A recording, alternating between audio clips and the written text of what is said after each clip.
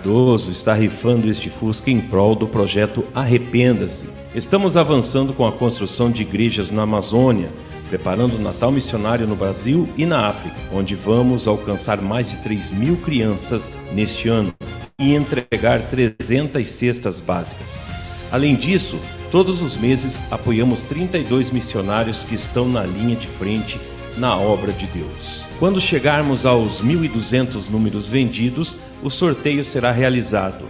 Participe, contribua e faça parte desta linda história. Grandes coisas o Senhor tem feito através deste projeto e você também pode ser parte deste mover. Não fique de fora. Amém, né? Compre o seu número em nome de Jesus e participe do sorteio. Eu quero que até o Natal esse Fusca vá para casa de alguém. Amém? Amanhã pela manhã nós vamos estar no podcast Eu Acredito da Minha Geração e amanhã à tarde bem proteado. Nós vamos estar amanhã à tarde e amanhã à noite. Amanhã à tarde e amanhã à noite nós estaremos aí com o podcast Eu Acredito na Minha Geração. Deus abençoe, Pedro. Meus irmãos, Deus abençoe. Deus abençoe Davi Rodrigues. Deus abençoe a todos os irmãos.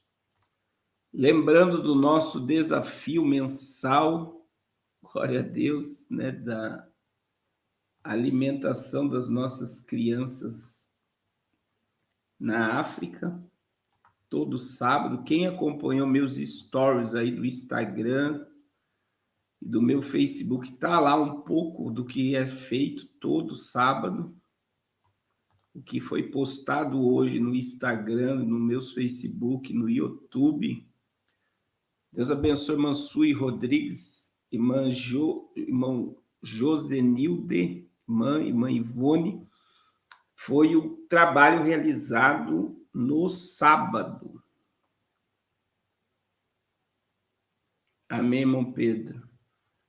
Foi o trabalho realizado no sábado. Então, tá aí a gente publicou em tudo hoje. Facebook, Instagram, YouTube, nos stories, para vocês acompanhar um pouco do trabalho que está sendo realizado na Angola todo sábado. É todo sábado em regiões diferentes. Muitas crianças têm sido abençoadas pelo projeto Arrepende-se. Também, dia 10, irmãos, nós temos o compromisso com os nossos missionários. Uma parte já foi enviado o dinheiro dos missionários e das bases. Uma parte já foi enviado.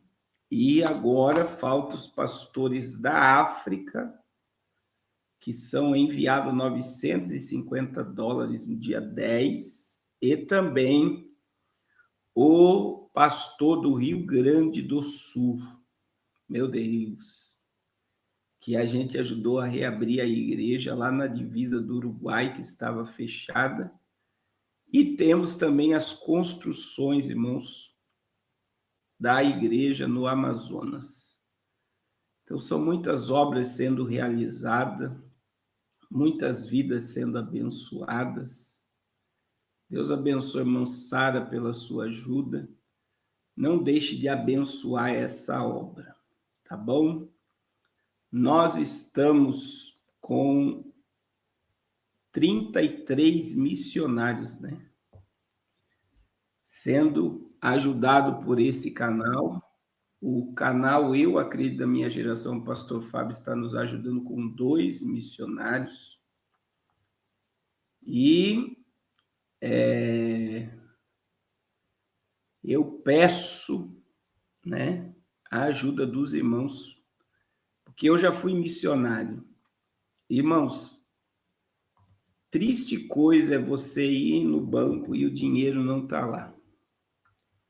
Então, existem pessoas aqui que nós ajudamos desde 2021 pelo canal.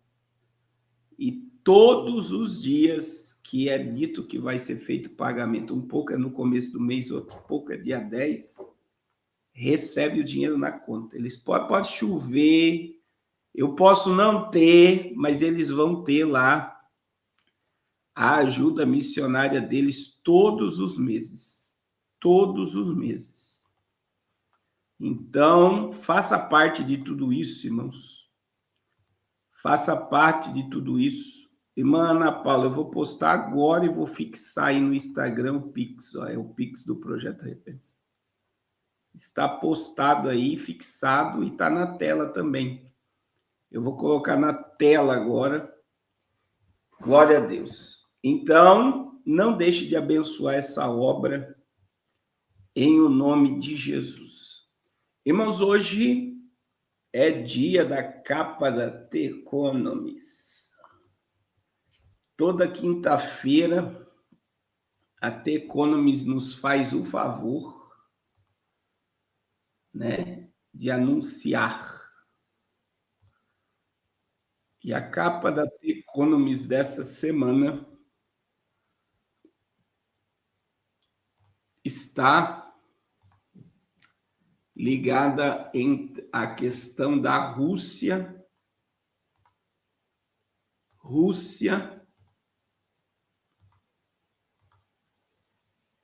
e OTAN e Estados Unidos. Agora, veja bem o que está aí na capa da The Economist. Eu pensei que tinha ido aqui, não foi. Espera aí. Olha aí. Vladimir Putin está tentando o Ocidente e sua unidade. A OTAN deve resistir aos esforços da Rússia para corroê-la por dentro. Drones sobre a Polônia, caças MiG atravessando o espaço aéreo estoniano, cabos de telecomunicação danificados na profundeza do Mar Báltico, aeroportos paralisados por ataques cibernéticos e quadricópteros, explosões e assassinatos misteriosos, enxames de robôs espalhando propaganda para atrapalhar as eleições, e nada disso por si só é por acaso. Mas juntos eles estão somando a algo novo e perigoso. Vladimir Putin está travando uma campanha de zona cinzenta contra a OTAN. Um esforço barato, negável e calibrado para desestabilizar a Europa, que está cuidadosamente longe de um conflito aberto. Não estamos em G, disse o chanceler alemão esta semana, mas também não estamos mais em paz. Então, existe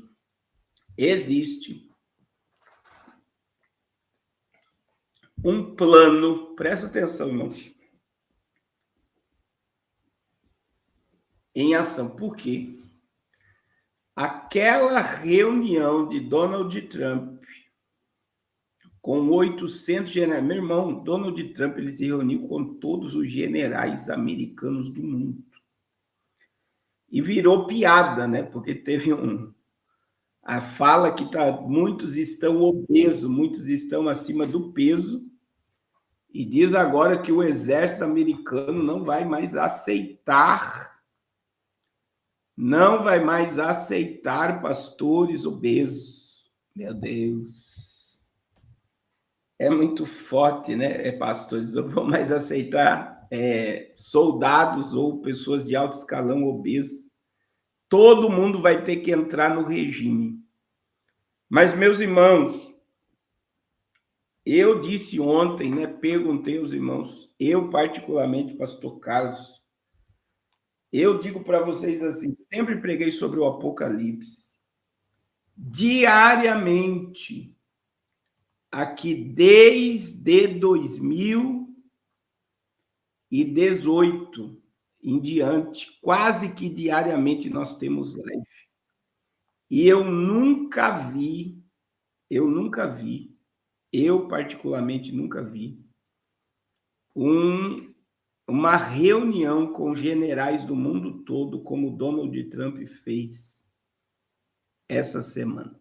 E eu perguntei aqui ontem e volto a perguntar. Alguém aqui já viu o que foi feito por Donald Trump? Então, assim, muito estranho mesmo.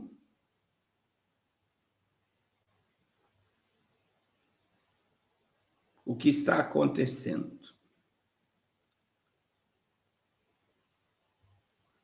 É muito estranho.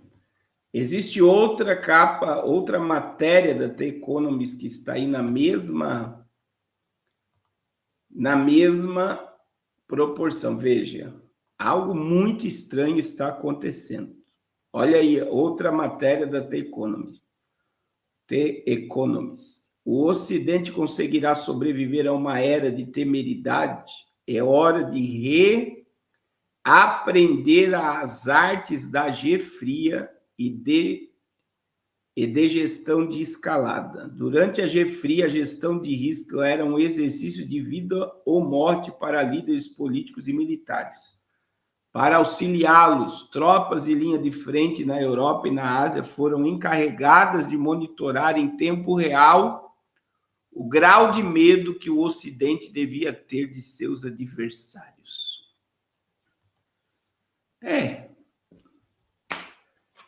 Eu digo assim que o mais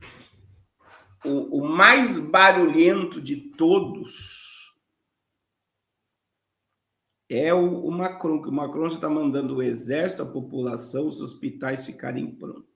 A Alemanha diz que nós não estamos em G, mas não estamos mais em paz.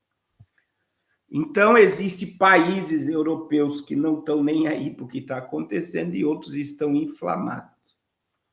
Agora, o que me faz refletir fora da caixa é a quantidade de dinheiro gasto em armamentos, em bombas, em drones, em mísseis, em aviões, né? Donald Trump fez aí a União Europeia gastar 5% do produto interno bruto para se armar. E tudo isso não é em vão. Você pode ter certeza que tudo isso, existe uma agenda diabólica por trás de tudo isso, irmãos.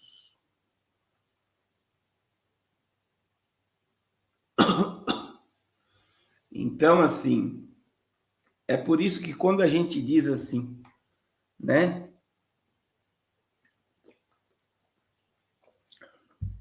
Quem manda no jogo hoje não quer mais dinheiro. Eles já possuem tudo o que eles querem. Nós estamos diante de uma máquina de controle absurda mesmo. Se eles quiserem hoje acabar com o agro do Brasil, é num estalar de dedos, os agricultores estão tudo na miséria e o governo toma o poder. E os oligarcas, né, os poderosos do mundo, assumem o que eles já se acham dono de tudo.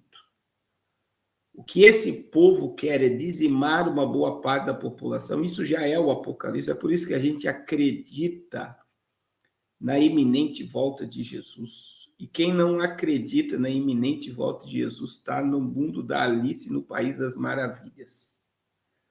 Nós estamos diante da iminente volta do Filho de Deus. Você pode ter certeza do que o pastor Carlos está falando. Nós estamos na iminente volta do Filho de Deus. Porque tudo nos leva a crer numa intervenção divina. Numa intervenção divina. E aí, meus irmãos, o que eu vou falar aqui é forte, mas eu quero que vocês prestem atenção. O juízo apocalíptico não sai da nova ordem mundial. O juízo apocalíptico não é ideia de Bill Gates, não é ideia de Putin, não é ideia de Vladimir Putin, não é ideia de Xi Jinping, não é ideia de Donald Trump, não é ideia de Netanyahu. O juízo de Deus, o juízo é de Deus. É por isso que a Bíblia diz que o dia do Senhor. Aí existe outros textos, o grande e terrível dia do Senhor. Quem abre os selos do Apocalipse é Jesus. Quem toca as trombetas do Apocalipse são anjos. Quem derrama as taças da ira de Deus são anjos. Então, é a ira de Deus que virá sobre a terra contra a impiedade, contra a malignidade, contra ao distanciamento espiritual. Então, é o dia do Senhor. É o dia do Senhor. Não é o dia do anticristo, não é o dia dos poderosos do mundo. Todos esses homens só estão obedecendo o que está escrito na palavra. Hoje ainda, conversando com pastores, hoje à tarde eu recebi uma visita de um grande amigo meu, e a gente conversando sobre esses assuntos, um parou a conversa e falou, que coisa incrível. Tudo que está acontecendo está na Bíblia. Que foi a questão do ID digital do Reino Unido, né? Eu falei que o presidente de El Salvador colocou que é a marca da besta e postou nas suas redes sociais. Quer dizer, a gente vê que esses camaradas trabalham para o sistema e ainda anunciam conforme o que está escrito na Bíblia está sendo executado. E é chocante para qualquer escatólogo, para qualquer estudante de profecia, ver que a igreja não acredita que o Apocalipse está. É muito impactante, irmãos, para quem estuda o Apocalipse, para quem estuda a palavra de Deus, as pessoas não acreditarem que nós estamos diante de uma geração apocalíptica. E eu tenho dito esses dias para vocês, conosco vai acontecer duas coisas. Ou nós seremos arrebatados, ou nós entraremos no juízo de Deus. Não tem outra. Ou nós seremos arrebatados, ou nós entraremos no juízo de Deus. Eu espero e eu acredito que é o nosso esforço de estar aqui diariamente, o meu desejo de todo o meu coração é que você entre no céu pelas portas da graça.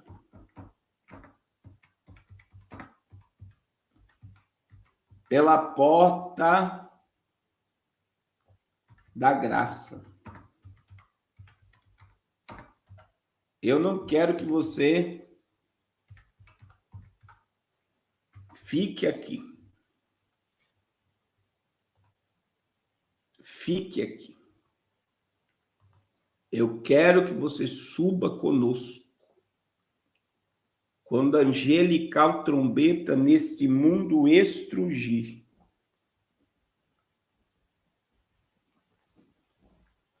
O meu nome ouvirei Jesus chamar.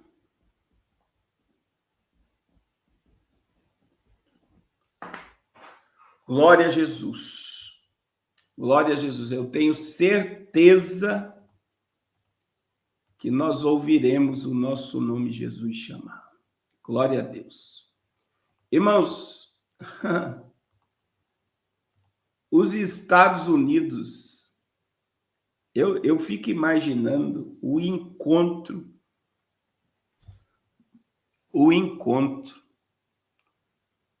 do presidente do Brasil com os Estados Unidos. Porque, se lembra, eu falei algo aqui, irmãos, que a única forma de paralisar o comunismo no Brasil é mexendo com o dinheiro dos oligarcas, Odebrecht, JBS. E olha onde Donald Trump vai entrar.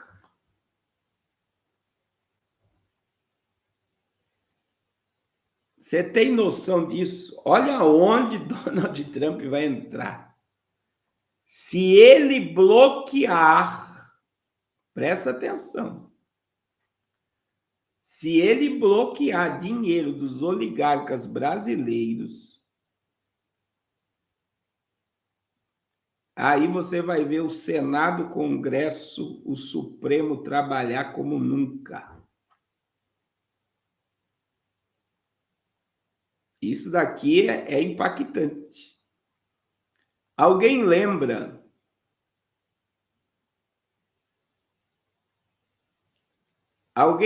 que eu falei isso daqui, que seria o único jeito de paralisar o que está acontecendo no Brasil? Irmão, todos esses camaradas foram presos, todos foram inocentados. A Odebrecht, por exemplo, na Angola, foi bem dizer expulsa da Angola, expulsa do Peru. Muita gente foi presa em outros países por causa. Quem fez aliança com a Odebrecht, com o Peru e Angola, fora os outros países, foi o próprio governo Lula. E agora, se reabrir essa caixa de Pandora, é isso que fala, caixa de Pandora, aí pode haver bloqueios, e existe porque muitos americanos perderam muito dinheiro com petrolão, com mensalão, e tem coisas que ficaram às escuras que podem ser reabertas. Então, olha só, irmãos. Trump pode reabrir caso Odebrecht nos Estados Unidos. O Departamento de Justiça dos Estados Unidos sobre o governo Donald Trump está revirando os arquivos relacionados ao acordo de leniência firmado com a Odebrecht e a Lava Jato em 2016. Em carta enviada no último dia 24 de setembro, Edward Martin, procurador assistente do DOJ, cobra explicação de Andrew, seu antecessor no caso, sobre o processo de negociações. Martin é responsável por diferentes investigações sobre indícios de abuso de poder na administração democrata, suspeitas de instrumentalizarem as agências governamentais como DOJ, FBI e CIA para perseguir Trump e aliados. Ao reexaminar o caso Estados Unidos versus Odebrecht, considerando o maior esquema de suborno estrangeiro da história, o procurador lança suspeitas sobre cláusulas de acordo supervisionado por testemunha-chave do caso Odebrecht no Peru é encontrada morta. Isso já é outra matéria, mas foi domingo, dia 29. Ó. Ex-agente municipal de Lima, José Miguel, foi encontrado morto nesse domingo, dia 29, em sua residência, no bairro de Miraflores, em Lima, capital do Peru. A informação foi confirmada na segunda-feira, dia 30, pelo Ministério Público do país. Ele estava em prisão domiciliar e é uma das principais testemunhas no processo de corrupção da Odebrecht no Peru. Para você ver o nível. Segundo ele, o procurador lá americano, o acordo de leniência agregou fatos do país, mas omitiu detalhes específicos dos contratos superfaturados, impedindo a reparação das vítimas. Martin cita como exemplo os projetos Rutas de Lima. A ex-prefeita Suzana está sendo processada pelo recebimento de 11 milhões de empreiteiras Odebrecht e OAS, Sua campanha foi tocada por Luiz e Valdemir Garreta, ligados ao PT. As investigações da Lava Jato peruana atingiram 4 ex-presidentes: Alan Garcia, que se matou, Alama Humala, Alejandro Toledo e Pedro Pablo. E em abril, Lula enviou ao Peru um jato da FAB para buscar Nadine Heredia, ex-mulher de Humala, impedindo que ela fosse para garantindo-lhe asilo político. E aí, veja bem, a Odebrecht, Martin ressalta que em outros casos de corrupção, no mesmo período, a Embraer, África, o Departamento de Justiça preservou informações detalhadas sobre os projetos, identificou vítimas específicas e garantiu a restituição. Porque no caso Odebrecht foi diferente? No Peru, os contribuintes que arcaram com o custo da corrupção de projetos superfaturado não conseguem obter a restituição da dívida.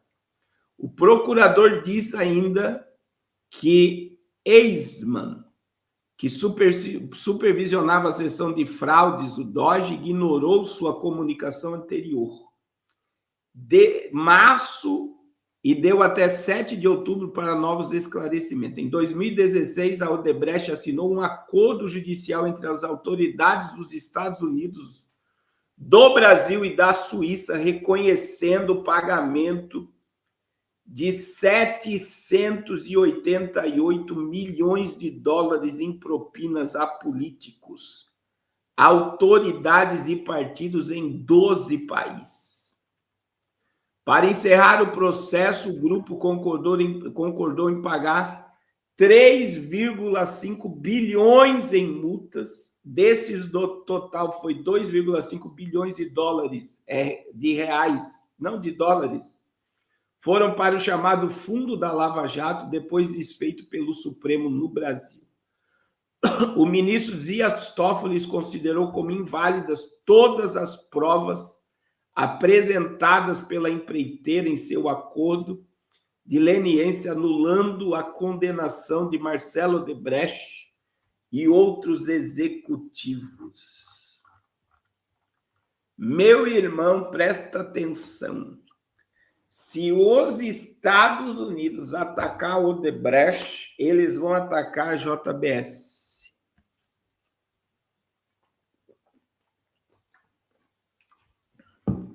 Eu vou dizer que eles vão pegar coisas.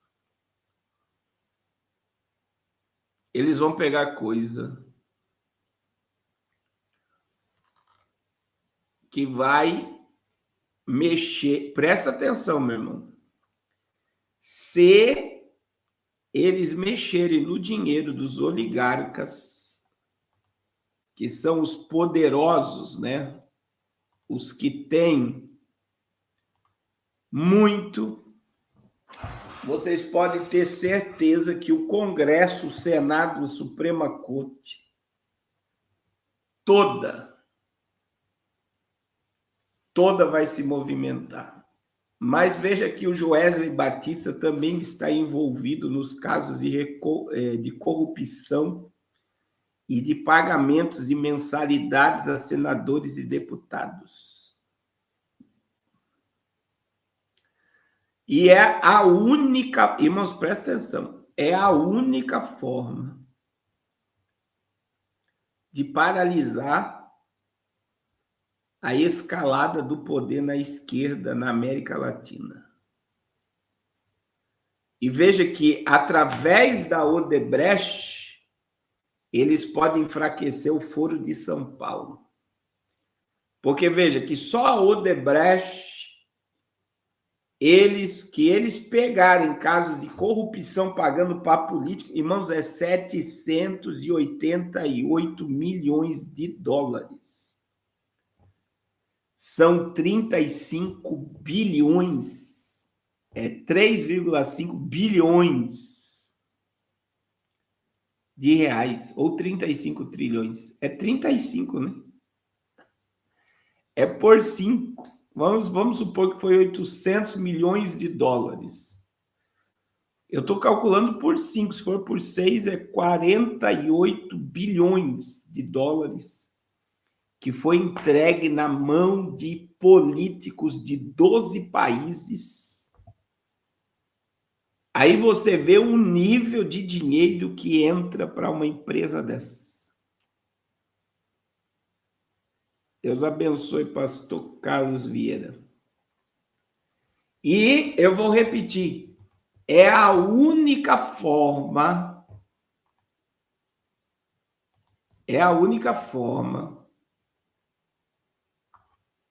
de paralisar a escalada do poder do que está acontecendo no Brasil, porque vai mexer no cofre dos financiadores do Foro de São Paulo.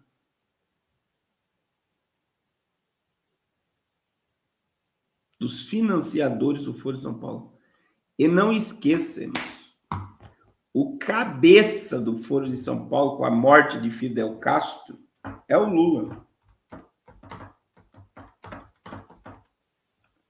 E ele vai pegar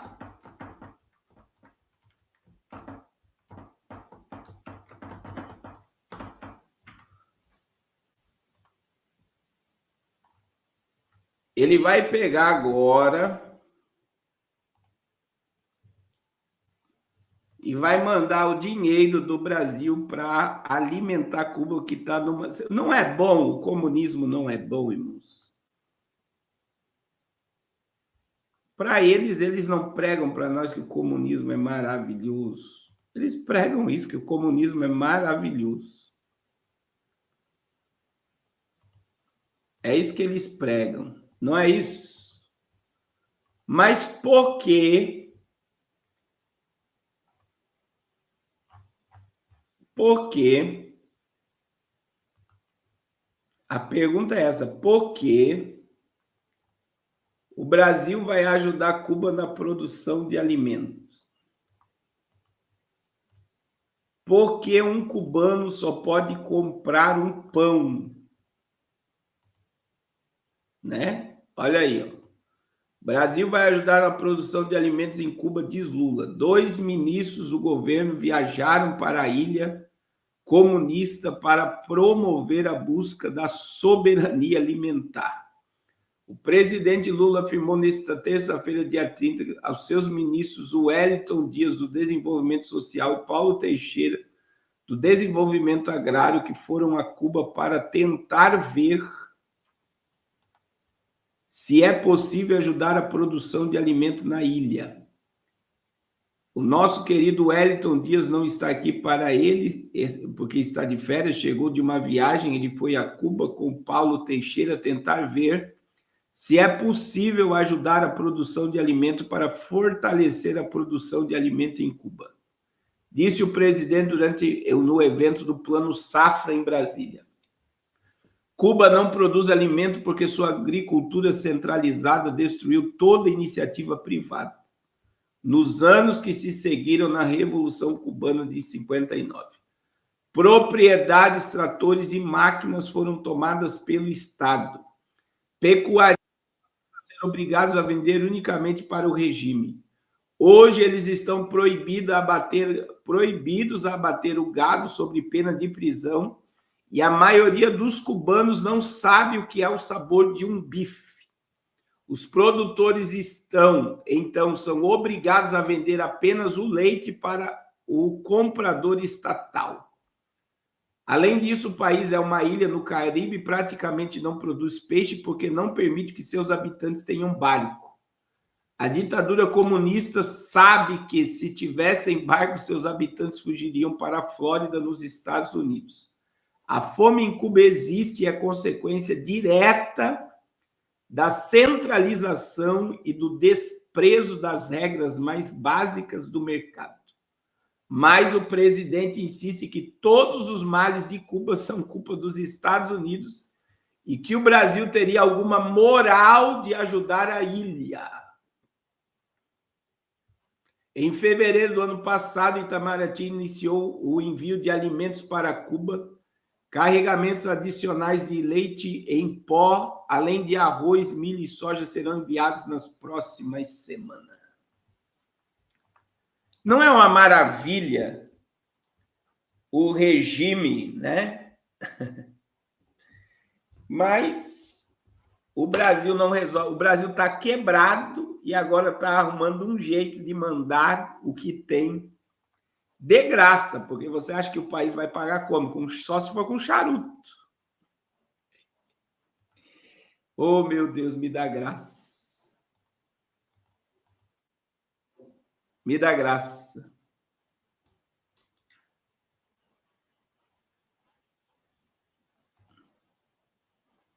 Me dá graça porque, irmãos, o povo não está de brincadeira, tá? Não está de brincadeira. E se existe um Porto Novo em Cuba, quem é que construiu o Porto Novo em Cuba? Alguém sabe aqui? Quem construiu o Porto Novo em Cuba foi o Brasil. Parece um absurdo, mas não é, é verdade. Foi os brasileiros. Foi os brasileiros que construíram o Porto de Cuba. Então, veja, se eles abrirem o caso da Odebrecht, meu irmão, vocês podem ter certeza que muita coisa vai acontecer. Agora, irmãos, aconteceu duas coisas que eu quero destacar aqui para vocês.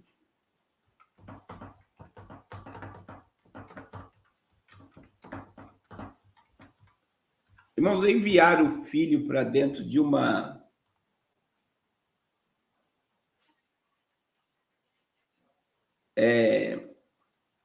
para dentro de uma escola, uma faculdade, hoje, é um desafio, né? É um desafio. Então, assim, existem coisas assim que são absurdas. Por exemplo, o PSOL conseguiu derrubar, né?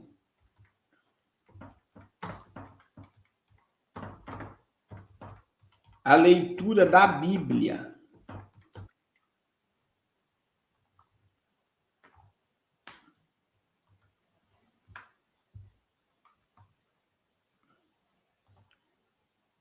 Nas escolas. Eu vou colocar para você. Agora, veja bem.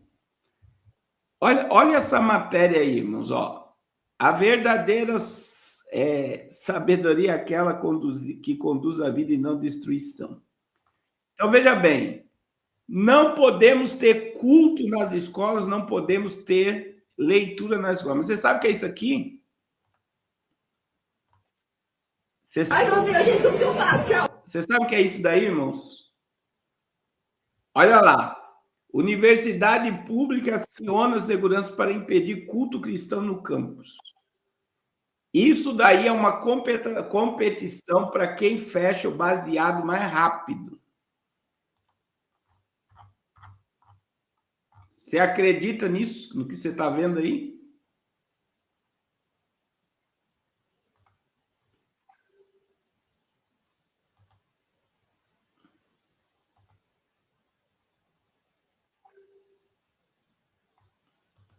É isso que você vai ver aqui agora.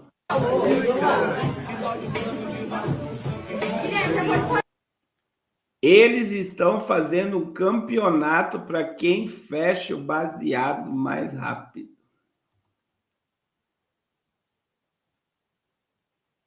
Você tem noção? Aí é proibido ler Bíblia, é proibido fazer culto, é proibido buscar a Deus, é proibido um monte de coisa, mas um campeonato para ver quem fecha um cigarro de maconha pode. Mas aí tem algo pior, tem algo pior.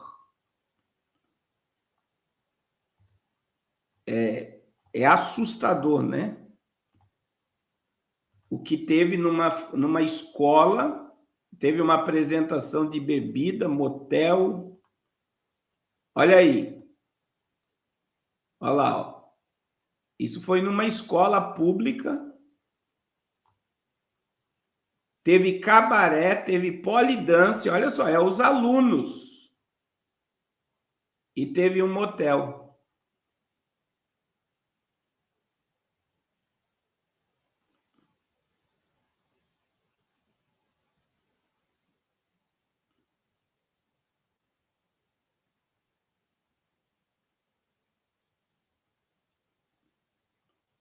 Ah, pastor, mas é só uma apresentação. Não é só uma apresentação. Teve vídeos que mostrou lá os jovens encenando, né? Eles fizeram uma barraca como um motel e os jovens encenando. E aí, só para você entendermos que a perseguição religiosa é essa aqui. Olha aí, ó. Justiça suspende lei que permite uso da Bíblia em escolas em Belo Horizonte. Desembargadora concluiu que legislação municipal trata de matéria de competência privada da União. O Tribunal de Justiça de Minas suspendeu os efeitos da lei que permitiria o uso da Bíblia como material complementar em escolas públicas e privadas de Belo Horizonte. A desembargadora Tereza Cristina de Cunha Peixoto, relatora do caso, concluiu que a lei trata-se de matéria de competência privada da União, responsável por legislar sobre a educação. A decisão atende a uma ação direta de inconstitucionalidade ajuizada pelo PSOL em Minas Gerais. Então, veja bem, irmãos, por que pode fazer campeonato de fechar um cigarro de maconha? Por que pode ter teatro? Por que pode ter pessoas trans dançando para as crianças? E por que não pode ler a Bíblia dentro de uma escola? Tem noção?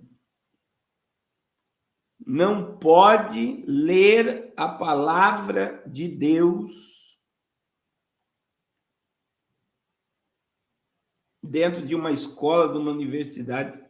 E veja que é privada, estadual e municipal. E federal. Nenhuma escola pode, mas perverter a mente dos nossos filhos pode. Mas doutrinar os nossos filhos pode.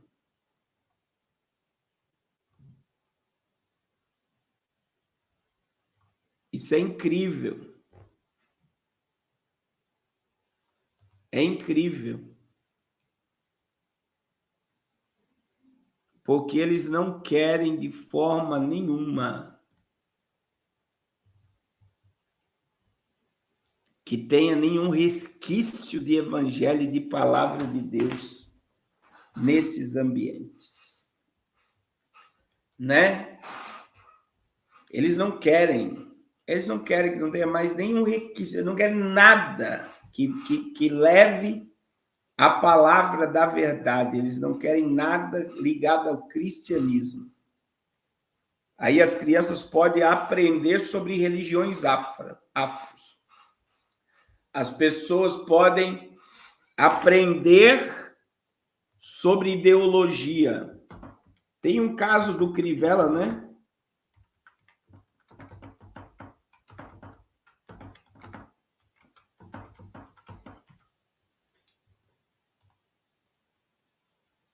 Olha lá, ó.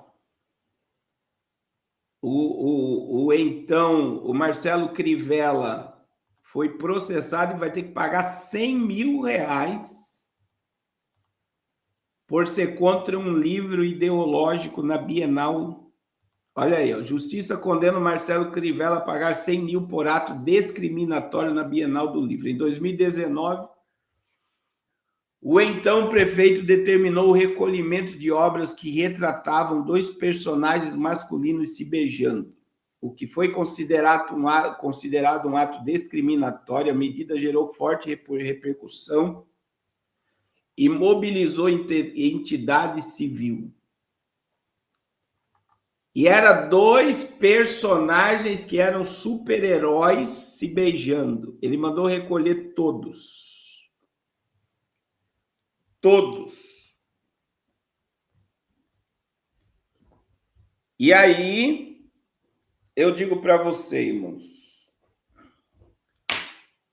a notícia que repercutiu ontem foi, para você ver como o mundo está de cabeça para baixo.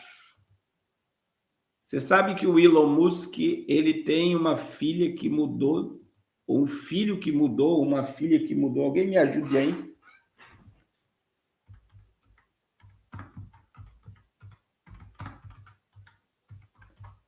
Que mudou o sexo. E aí Elon Musk, ele declara ontem que ele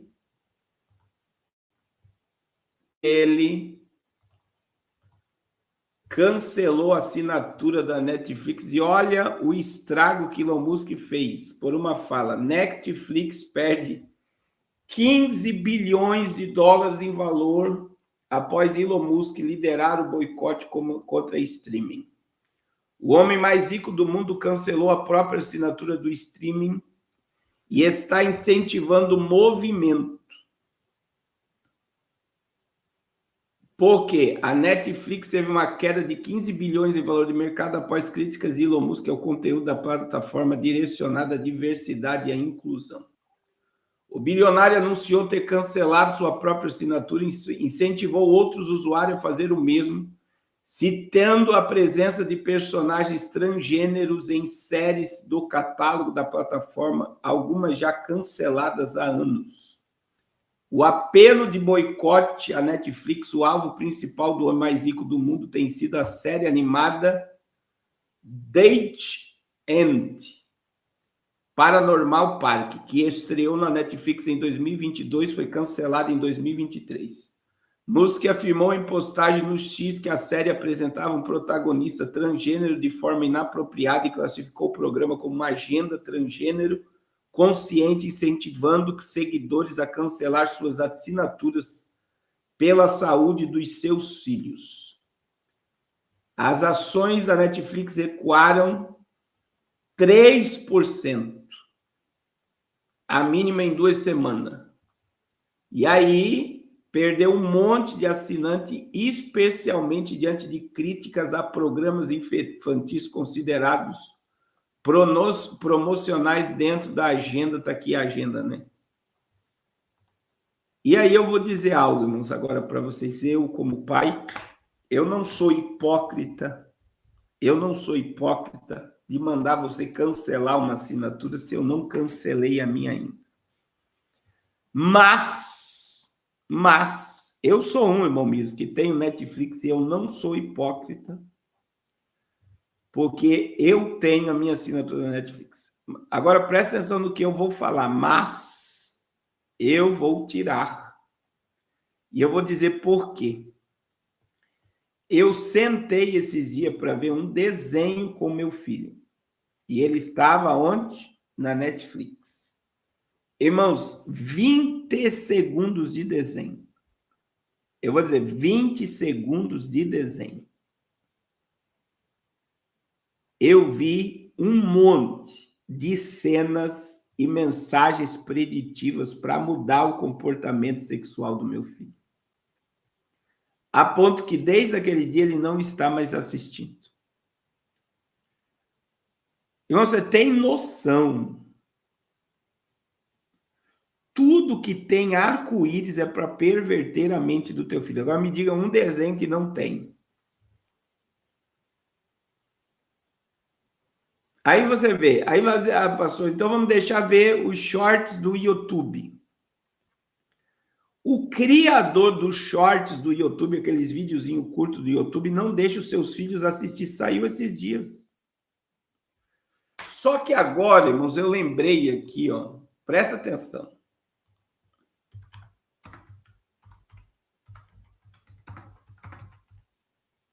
Eu lembrei de algo aqui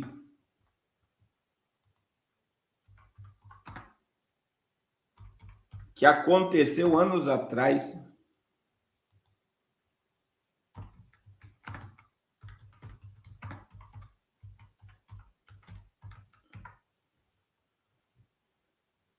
Que aconteceu anos atrás, né? Que a ONU liberou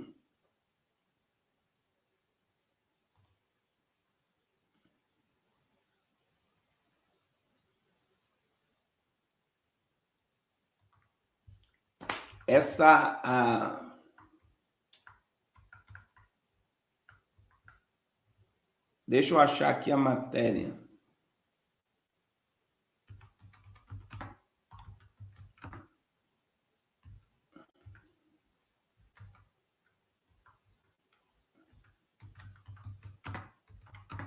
Eles liberaram dinheiro para isso que está acontecendo.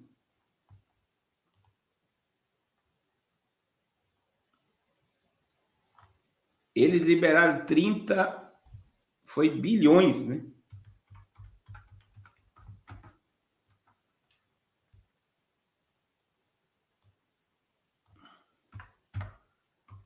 Eu não estou encontrando. Mas qual é a ideia? Só para você entender.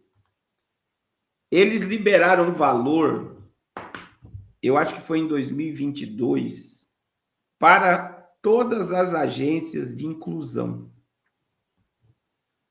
Então, é assim, isso envolve desenho, filme, novela, brinquedo, roupa, moda. Pode ver, a moda atual é os homens usar roupa de mulher. Então, o que está acontecendo? O que está acontecendo claramente, nitidamente, e eles não escondem mais o que está acontecendo. Eles estão programando a mente de uma geração inteira para se afastar totalmente de Deus. Só que existe algo, irmãos. Existe algo pior. A Netflix, ela não só programa a mente dos pequenos para a mudança comportamental. A Netflix também programa a mente dos jovens e adolescentes para tirar a própria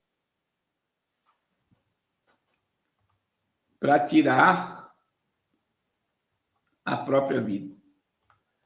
Então, o que é isso?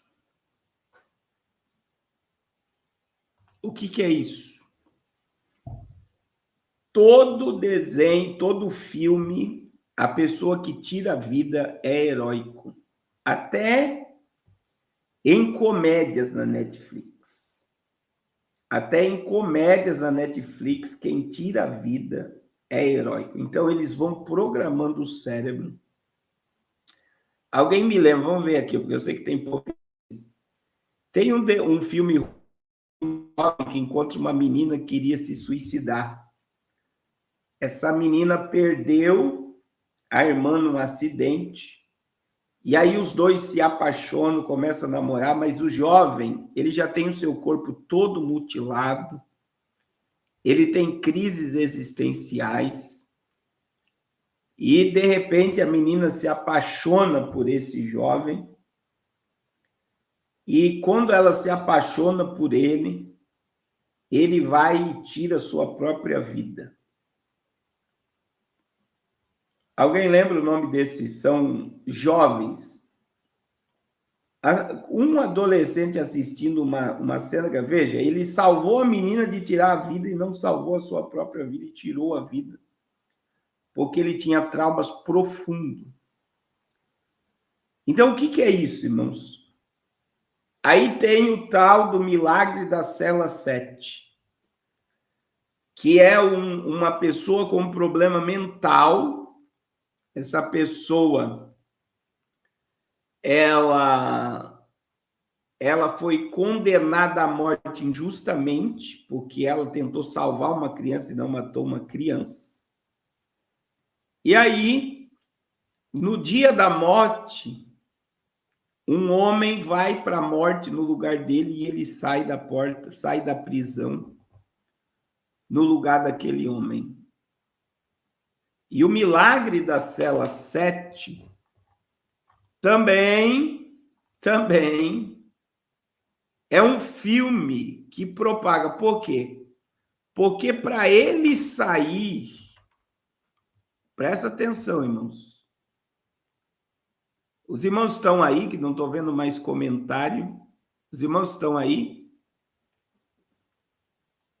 Para ele sair pela porta da frente,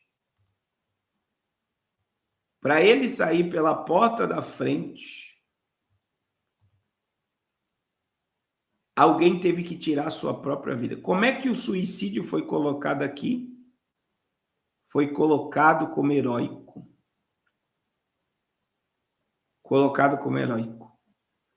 Então, veja bem, irmãos. Além de ela influenciar no comportamento sexual de adolescentes e até idosos,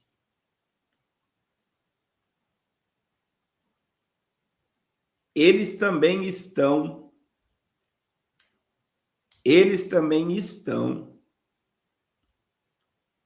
presta atenção, incentivando os jovens e adolescentes que é heróico tirar a sua própria vida. Infelizmente.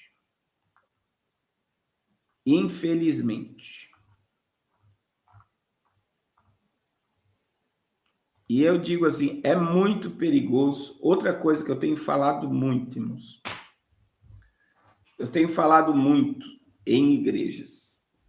Séries da Netflix é pior do que novela. Pastor Carlos, séries da Netflix é pior do que novela? É pior do que novela. Por que é pior do que novela? Porque as pessoas esperavam 24 horas para assistir o outro capítulo da novela. E agora, quem assiste série, aí existe uma fala, né, para os viciados em série, maratonar. Pega uma série no sábado e termina ela inteira no domingo. E aí eu digo sempre, irmãos, tudo que você dá atenção. O que é dar atenção? Tudo que você para assistir. Existe uma mensagem. Irmão, ninguém cria um filme. Coloque isso na tua cabeça. Se eu pudesse abrir tua cabeça e colocar lá dentro. Ninguém assiste um filme. Ninguém assiste uma série. Ninguém faz um filme, ninguém faz uma série, ninguém faz um desenho, ninguém faz uma moda, ninguém cria um brinquedo sem um objetivo.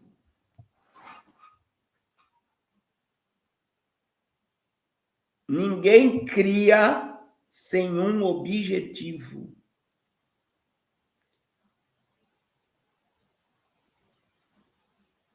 Tudo, presta atenção, tudo que é criado tem um gatilho mental e tem uma mensagem preditiva oculta por trás para perverter a nossa mente. Então, tudo que eu dou atenção programa meu cérebro. Então, existem documentários maravilhosos na Netflix. Existem documentários maravilhosos na Netflix. Olha aí a Priscila. Não tenha vergonha não, Priscila. Não é só você.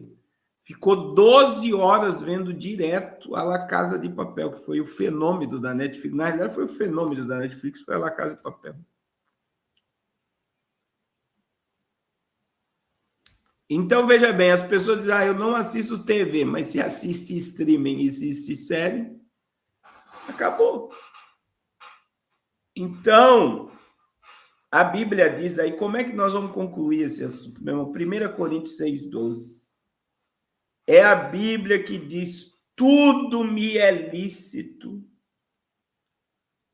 É verdade, a fala da irmã Sueli caiu como uma luva agora. Não é distração, é programação mental. Não é distração, não é brincadeira, é programação mental. Agora vamos lá, me perdi no que eu estava falando. 1 Coríntios 6,12, presta atenção. O apóstolo Paulo dá a receita. Tudo me é lícito, mas nem tudo me convém. Tudo me é lícito, mas eu não vou me deixar dominar por nada. O que é pecado? É quando eu estou sendo dominado e escravo de um telefone, de um filme, de uma série. É quando aquilo ocupa todo o meu espaço e eu não tenho mais domínio. Tudo que eu perco o domínio é pecado. É lícito. Mas a partir do momento que me escraviza, eu devo excluir totalmente da minha vida. Irmãos, eu estou pensando seriamente em ficar uma semana sem celular. O problema é um grande problema para mim ficar 7 dias sem pegar no celular. Mas eu estou me vendo numa necessidade de ficar uma semana sem fazer live, sem entrar ao vivo, sem pegar em celular, para resetar o cérebro. Porque existem coisas que já são automáticas. Quando você vê, você já está com o celular na mão. Então, nós precisamos ter o controle. Tudo que nós perdemos o controle é pecado.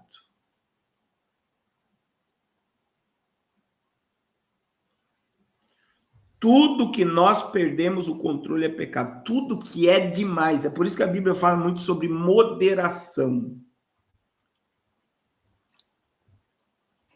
Moderação. Irmãos, esses dias eu estava conversando com um amigo, ele falou que a mãe dele agora aprendeu a ver vídeo no TikTok. Ele falou, que droga que eu fui dar para minha mãe. Minha mãe é o dia todo com o celular na mão vendo vídeo curto. Os idosos estão viciados em vídeo curto. Dopamina pura. Dopamina pura.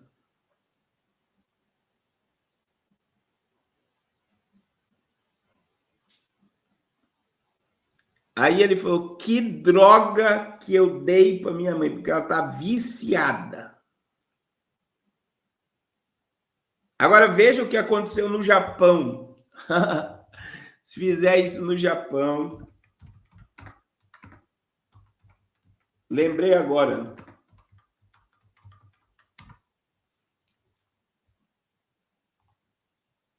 Isso foi semana passada. Uma cidade japonesa aprovou uma lei. Olha a lei, se isso vira moda, vai dar crise de... Apesar que na China também já é assim, né? Existe limite diário de internet. Olha lá. Cidade japonesa aprova a lei que limita o uso de celular a 2 horas por dia. É o tempo que meus filhos ficam no celular diariamente, 2 horas. A cidade de Taioki, na província de Aichi, Japão, aprovou uma lei inédita que recomenda limitar 2 horas por dia do uso recreativo de smartphone e outros dispositivos. A norma entrou em vigor dia 1º. O texto aprovado orienta que o tempo de tela fora de trabalho e estudos não ultrapasse 2 horas. Para crianças e adolescentes, a orientação extras, até 21 horas para alunos do ensino fundamental e até 22 horas para estudantes do ensino médio em diante. Segundo a NHK, É a primeira regulamentação municipal no Japão que define o parâmetro de uso de smartphones para todos os moradores da cidade. Já pensou? Já pensou se a moda pega? A média do brasileiro online é 9 horas e 20 minutos. 9 horas e 20 minutos. É a média online do brasileiro. Só Deus para ter misericórdia. Irmãos, vigiamos. Eu quero convidar vocês. O jejum do mês de outubro. Você que não está no jejum de 40 dias, você pode fazer o jejum do mês de outubro a partir de amanhã. E se você começar o jejum amanhã, você vai fazer 7 dias do jejum. Então, pastor, eu não entrei no jejum de 40 dias. Faça o jejum do mês de outubro, irmãos. Olha aí a irmã Santana. Feliz é quem não é hipócrita. Parabéns, irmã Santana. A irmã Santana está dizendo, ó, infelizmente eu passo o dia todo no celular.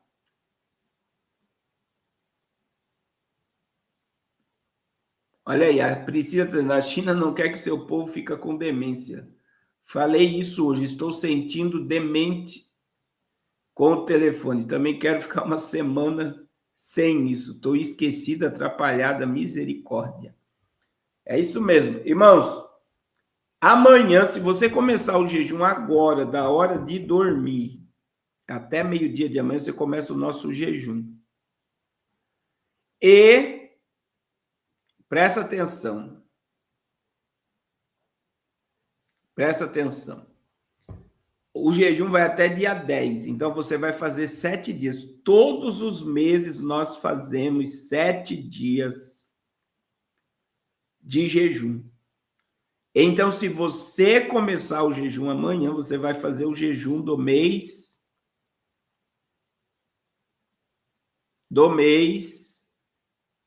de outubro.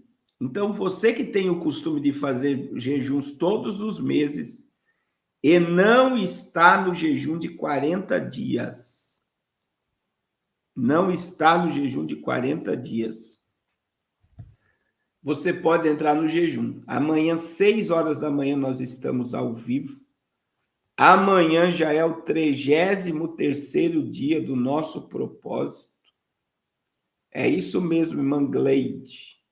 Tem pessoas que estão no jejum absoluto, sem água e sem comida, e tem pessoas que ainda bebem água. Então, olha só, amanhã já é o 33º dia do jejum de 40 dias, mas você pode começar um jejum amanhã e ir conosco até o dia 10. Amém? Tá uma bênção. Amanhã eu tenho 2 testemunhos muito fortes para contar. Todos os dias teve testemunhos nesse jejum. Testemunhos sobrenaturais. E eu quero que você venha, em nome de Jesus, buscar a Deus conosco. Nós vamos estar ao vivo no Eu Acredito da Minha Geração, no Apocalipse na Veia, no Pastor Carlos Cardoso Oficial e no Instagram. Nós estamos ao vivo em 3 canais do YouTube e no Instagram todos os dias. E nós iremos concluir esse jejum dia 10. Amém? Deus abençoe a todos. Vou concluir, irmãos. Eu tenho uma reunião agora. Eu preciso terminar essa live exatamente agora. Amém? Senhor, muito obrigado por esse momento. Obrigado por mais essa live. Obrigado por tudo que o Senhor tem nos revelado, que o Senhor tem falado, que o Senhor tem mostrado, que o Senhor tem instruído. Senhor, tudo nos aponta para a iminente volta do Filho de Deus e que haja esse despertar no nosso meio e esse desejo ardente de buscar a Tua presença enquanto é dia. Senhor, fala conosco. Senhor, nos instrui. Senhor, nos segura, nos guia, nos direciona e nos ajuda, Pai. a permanecermos firmes até o glorioso dia de Cristo Jesus. Nos dá uma noite de sono abençoada, para a glória do teu nome, Senhor, em nome de Jesus. Amém. Amém, meus irmãos. Amanhã nós teremos podcast às 10 horas da manhã e às 14 horas. Nós vamos estar compartilhando com vocês e vai ser uma benção. Deus abençoe a todos de uma forma poderosa. E até amanhã às 6 horas da manhã, para a glória de Deus. Compre o número do Fusca Missionário e não deixe de abençoar o projeto Arrependa-se. Amém? Deus abençoe a todos. Amém, irmã Maria. Como a irmã tem uma multidão de gente que não consegue acompanhar às 6 horas da manhã, mas estão participando do jejum e depois vê a live do jejum. Deus abençoe a todos. Está rifando este Fusca em prol do projeto Arrependa-se. Estamos avançando com a construção de igrejas na Amazônia, preparando o Natal Missionário no Brasil e na África, onde vamos alcançar mais de 3.000 crianças neste ano e entregar 300 cestas básicas. Além disso, todos os meses apoiamos 32 missionários que estão na linha de frente na obra de Deus. Quando chegarmos aos 1.200 números vendidos, o sorteio será realizado. Participe, contribua e faça parte desta linda história. Grandes coisas o Senhor tem feito através deste projeto e você também pode ser parte deste mover. Não fique de fora.